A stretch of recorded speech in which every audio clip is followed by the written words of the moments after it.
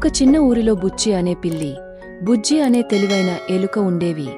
బుచ్చి ఎప్పుడూ బుజ్జిని పట్టుకుని తినాలనుకునేది. కాని బుజ్జి చాలా తెలివైనది. పిల్లి మాయ పని. ఒకరోజు బుచ్చి బుజ్జిని మోసగించాలని కొత్త బుద్ధి ఆలోచించింది.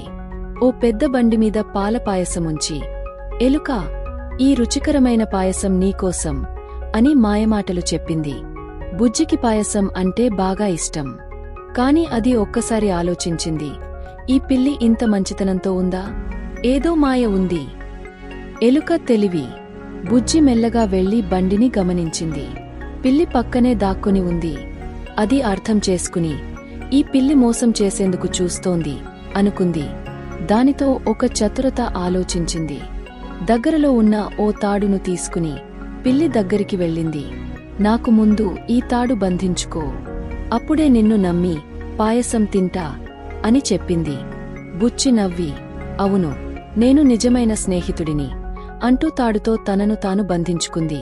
వెంటనే బుజ్జి, హాహా, నన్ను మోసం చేయాలని చూసావుగా, ఇప్పుడు తానే చిక్కుకున్నావు అని నవ్వుకుంటూ అక్కడినుంచి పారిపోయింది. ఈ కథలో నీతి ఏమిటంటే, ఎవరైనా మాయ మాటలు చెబితే తెలివిగా ఆలోచించాలి.